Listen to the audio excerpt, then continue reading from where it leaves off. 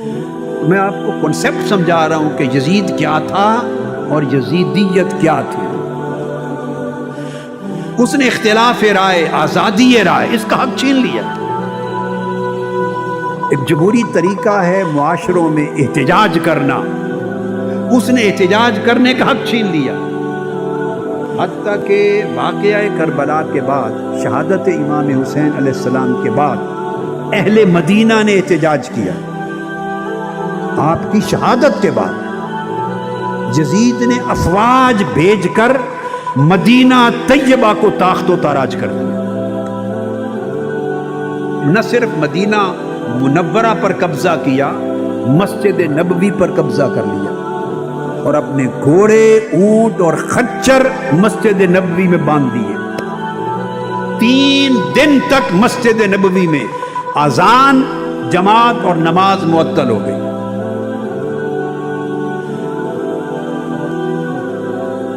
یہ بات سمجھ رہے ہیں؟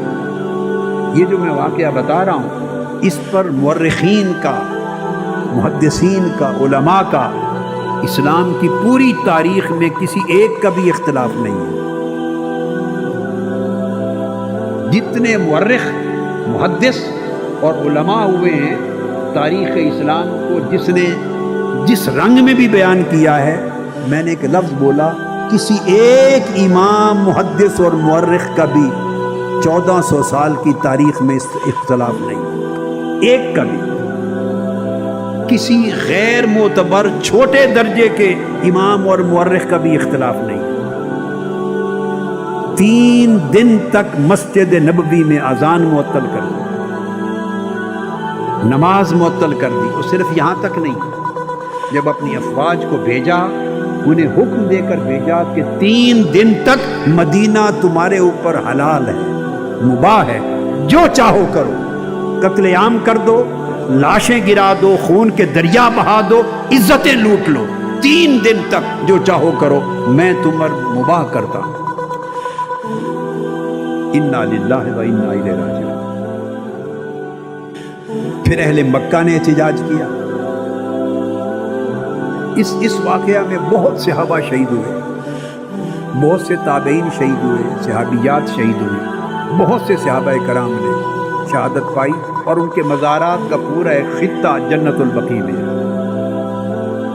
جب آپ جنت البقیع میں داخل ہوتے ہیں سیدنا عثمان غنی رضی اللہ تعالیٰ عنہ کے مزار اقدس کی حاضری کے لیے، تو جاتے ہوئے بائیں طرف آتا ہے وہ خطہ۔ یہ واقعہ ہے۔ پھر اہل مکہ نے احتجاج کیا، پھر اس نے مکہ پر اپنی افواج دوڑائی اور مکہ معظمہ کو تاخت و تاراج کیا۔ اور صرف مکہ معظمہ کو نہیں، وہاں مسجد نبوی اور روضہ رسول پر بے حرمتی کی، یہاں کعبۃ اللہ کی بے حرمتی کی، اور منجنیق کے ذریعے کعبۃ اللہ پر تیر برسائے، آگ لگائی، اور کعبۃ اللہ کا نہ صرف غلاف جلا مگر کعبہ شریف کا بہت سارا حصہ جل گیا۔ کعبۃ اللہ کو جلایا۔ جب کعبۃ اللہ جل رہا تھا، یہ دمشق سے یزید ہدایات دے رہا تھا۔ اس کی فوج کا ایک کمانڈر مر گیا، نیا کمانڈر اس نے اپوائنٹ کیا، اور کعبہ یہ جلا رہا تھا۔ اسی دوران اس کو تکلیف ہوئی اور تڑپ تڑپ کر کعبہ کے جلانے کے دوران مر گیا، واصل جہنم ہوا۔ بعض لوگوں کا خیال ہے، ایک مغالطہ ہے، کہ شاید توبہ کر لی ہو۔ یہ بات میں نے اس لیے بتائی کہ توبہ کے احتمال کا سوچنے والے سوچ سکتے ہیں کہ وہ احتمال کہاں رہا، وہ تو کعبہ کو آگ لگوا رہا تھا، اسی دوران مر گیا۔ ایسے بدبخت کو اللہ کبھی توبہ کی توفیق نہیں دیتا، اور اس کی توبہ قبول ہی نہیں ہوتی۔ یہ میں نے بتایا، یہ اس کی سیاسی کرپشن تھی، سفاک ملوکیت تھی، اور بدترین آمریت تھی۔ آپ اس سے اندازہ کر سکتے ہیں کہ یکلخت پہلی صدی کے آخری نصف حصے نے اس نے کلچر کو، سیاسی کلچر کو کتنا تبدیل کر دیا۔ اس کا ذکر آقا علیہ الصلوۃ والسلام نے فرمایا احادیث صحیحہ میں اور بخاری شریف میں بھی ذکر ہے۔ دوسری کرپشن اس کی مالی تھی، اس کی بنیاد رکھی۔ جہاں ایک نظام تھا، سیدنا صدیق اکبر ہوں، سیدنا فاروق اعظم ہوں، سیدنا عثمان غنی ہوں، سیدنا علی شیر خدا ہوں رضوان اللہ تعالی علیہ مجمعین، وہاں تو ایک عام شخص کھڑا ہو کے یہ بھی پوچھ سکتا تھا کہ مال غنیمت کی ایک چادر سے تو ہمارا قمیض نہیں بنا، آپ کا کرتا کیسے بنے؟ وہاں تو یہودی مقدمہ کر سکتا تھا کہ یہ جو زیرہ ہے یہ میری ہے، چوری کر کے۔ تو سیدنا علی شیر خدا جج کی، جسٹس کی عدالت میں امیر المؤمنین اور خلیفۃ المسلمین ہونے کے باوجود پیش ہوتے تھے، اور فیصلہ سیدنا علی المرتضیٰ کے خلاف آیا، چونکہ قاضی شرح نے پوچھا کہ آپ کی ہے زیرہ تو گواہ پیش کریں، تو اس وقت جب خریدی تھی گواہ صرف سیدنا امام حسن مجتبیٰ تھے، تو جج نے کہا کہ بیٹے کی گواہی باپ کے حق میں قبول نہیں۔ اس نے فیصلہ کر کے سیدنا علی کی زیرہ گواہی نہ ہونے کی بنا پر یہودی کو دے دی۔ جب عدل کا یہ عالم دیکھا تو یہودی نے وہیں کلمہ پڑھ کے اسلام قبول کر لیا۔ اس نے کہا زیرہ انہی کی ہے، اگر میں مسلمان ہوتا ہوں اسلام کا یہ کردار دیکھ کر۔ جہاں یہ نظام آقا علیہ السلام دے کر گئے تھے امت کو اور اس پر عمل درآمد تھا، وہاں مالی کرپشن تھی، قومی اور سرکاری خزانہ ذاتی عیاشیوں کی نظر ہو گیا تھا۔ شہنشاہانہ انداز سلطنت تھا، شہنشاہانہ زندگی تھی، عیاشی کی زندگی تھی۔ اس کی تفصیلات میں کیا جاؤں، کتابیں بھری پڑی، تاریخ کی، قدماء کی، متأخرین کی، سب کو تو بھری پڑی۔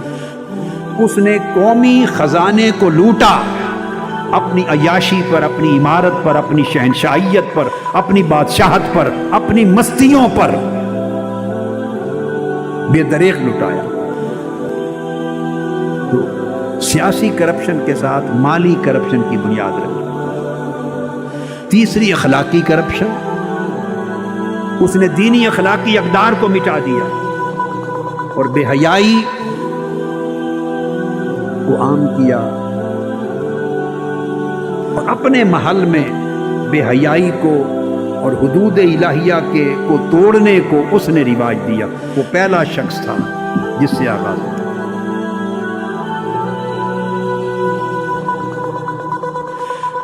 بدکاری کو رواج دیا، بے حیائی کو رواج دیا، اسلامی قدروں کو، اسلامی حیا کو، اسلامی شرم کو، حلال و حرام کو پامال کیا اس نے۔ یہ جو تین قسموں کی میں نے کرپشن بتائیں، اس کے مجموعے کا نام، وہ تو ایک شخص تھا مگر وہ یہ پورا فکر اور نظام دے گیا، اس پورے نظام کا نام یزیدیت بنا۔ یہ پورا نظام یزیدیت کی شکل میں آج تک ایگزسٹ کرتا ہے، جس کی طرز زندگی میں، طرز حکمرانی میں، طرز سلطنت میں، طرز حکومت میں ان چیزوں کی جھلک نظر آئے، وہ اپنے دور کا یزید ہے۔ اور جو ان پلیدیوں سے ٹکرائے وہ اپنے دور کا غلام حسین ہے، وہ اپنے دور کا حسینیت کا پیروکار ہے، وہ حسین کا غلام ہے، وہ حسین کا وفادار ہے، وہ حسین کے لشکر کا ایک سپاہی ہے، جو اپنے دور کے یزید کو اور اپنے دور کی یزیدیت کو للکارے اور ٹکرائے۔ تو یزید نے انسانی حقوق کا قتل عام کیا، اس نے انسانی آزادیوں کا قتل عام کیا، اس نے اخلاق و شرافت کی قدروں کا قتل عام کیا، اس نے دین اور احکام شریعت کا قتل عام کیا، اس نے نظام احتساب کو، اکاؤنٹیبلٹی کو، احتساب کو، اس نے اس کا قتل عام کیا، عدل و انصاف کا قتل عام کیا، اور سارے نظام کو اپنی ہوا हिर्स और हवस की बीट चढ़ा दिया। सारी सल्तनत का निजाम उसने जाती ख्वाहिश का नाम रखा। अब आप समझते हैं कि ये चीजें नजर आती हैं कि नहीं? जी, ये बाक़ियात यजीदिया है। यहां एक बड़ी इंपॉर्टेंट बात कहना चाहता हूं। आका अलैहिस्सलातु वस्सलाम ने इरशाद फरमाया था, मन रा मिनकुम मुनकरन फलयुगय्यिरहु बियदिही फ़इन लम यस्तति' फ़बिलिसानिही व इन लम यस्तति' फ़बिक़ल्बिही ज़ालिका अदअफ़ुल ईमान। आका अलैहिस्सलातु वस्सलाम ने 3 मेयार मुकर्रर फरमाया, तुम में से जो शख्स बुराई को, जुल्म को, बेहयाई को, लूट मार को, करप्शन को, दीन की हुदूद की खिलाफ वर्जी को, जुल्म को, जबर को, आका अलैहिस्सलाम ने फरमाया जो भी मुनकर है, जो उसको खुले बंदों देखे, उसको नजर आए, तो उस पर फर्ज है कि वह अपनी पूरी ताकत और कुव्वत के साथ उसको रोके और उस निजाम को बदलने की कोशिश करे। फल युगय्यिरहु बियदिही, पूरी कुव्वत के साथ उस निजाम को बदले। वो निजाम जो मुनकर पे कायम है, जो बदी पे कायम है, जो जुल्म पे कायम है, जबर पे कायम है, बेहयाई पर कायम है, लूट मार पे कायम है, हराम पर कायम है, फल युगय्यिरहु बियदिही, उसको बदल दे अपनी कुव्वत के साथ। ये आका अलैहिस्सलाम ने एक पहला मेयार कायम किया। ये मेयार आइडियल है। फिर आपने ख्याल फरमाया अपनी उम्मत के कमजोर लोगों का, और फरमाया फ़इन लम यस्तति' फ़बिलिसानिही, और अगर कोई इतनी ताकत और जुर्रत न रखे, हर एक के सीने में ऐसा कलेजा नहीं होता ना।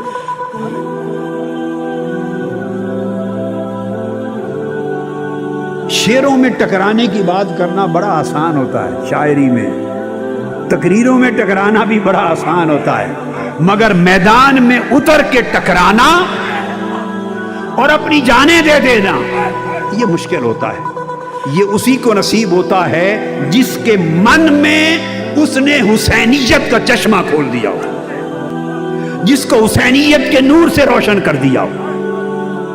अगर हुसैनियत किसी के मन में दाखिल हो जाए, उसमें बुज़दिली नहीं रहती, बेहिसी नहीं रहती, बेज़मीरी नहीं रहती, बेगैरती नहीं रहती, बेहयाई नहीं रहती, डर नहीं रहता, खौफ नहीं रहता, मसलहत नहीं रहती, उसकी टांगें कांपती नहीं हैं। फिर वो कमजोर भी हो तो दुनिया का ताकतवर तरीन होता है, क्योंकि उसकी ताकत अपनी नहीं होती, उसकी ताकत हुसैन से होती है,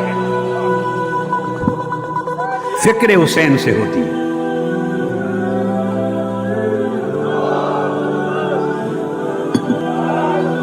सो आका अलैहिस्सलाम ने जानते हुए कि हर कोई टकरा नहीं सकता, कमजोर भी होते हैं,